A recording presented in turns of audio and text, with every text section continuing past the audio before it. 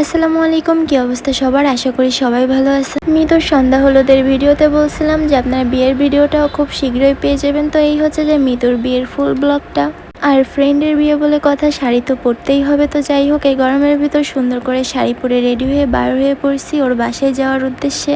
তো আমার বাসা থেকে ওর বাসা যেহেতু বেশি দূরে না, সেহেতু 5 মিনিটের ভিতরেই মাজার মোড়ে চলে আসছি।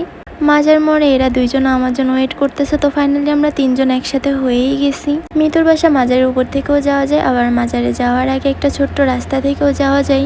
অনেক গরম ছিল, তাই আমরা মাজারের উপর থেকে রোদের ভিতরে যাই নাই, এই ছায়ের ভিতর থেকেই আমরা যাচ্ছি।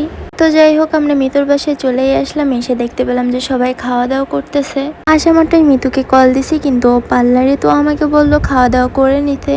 কি বলবো, এতটা পরিমাণ যে অতিরিক্ত গরম ছিল। আর গরম থাকার আরেকটা বিশেষ কারণ হচ্ছে যে এই অনুষ্ঠানটা হচ্ছে ছাদের উপর হওয়ার কারণে সরাসরি রোদের তাপটা আরো বেশি লাগতেছে। তবে যাই হোক, আমি একদম একটা ফ্যানের পাশেই বসছি, যার জন্য আমার কষ্টটা একটু কম হয়েছিল।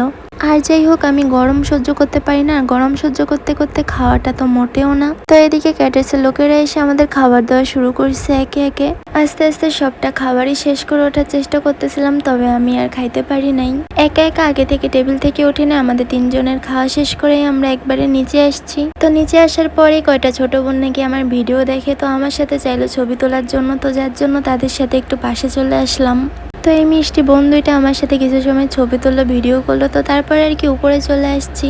ওপরে এসে মিতুর পাশে কত সময় বসার পরে শুনি বরযাত্রীর লোকেরা চলে আসছে, তো যার জন্য গেটের সামনে চলে আসছি। আর এইটা তো সব বিয়ে বাড়িতেই কমন, যে মেয়ে বাড়ির লোকেরা ছেলে বাড়িদের লোকের সাথে আসার পর কতটা পরিমাণ কথা বলে গেটের সামনে।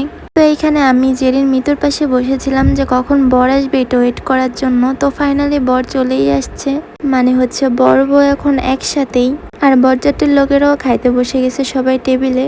এইখানে বর বউ একসাথে আছে, তো যার জন্য বর বউ দেখার জন্য সবাই একদম ভিড় লাগাই দিছে। এতটা পরিমাণ যে গরম ছিল, যার জন্য আমি ভিডিওটা তেমন আর লং করি নাই। তো যাই হোক, জেইন আর আমি অনেক সময় ছিলাম। তো আজকে ভিডিওটা এ পর্যন্তই ছিল। আল্লাহ হাফেজ, ভালো থাকবেন সবাই।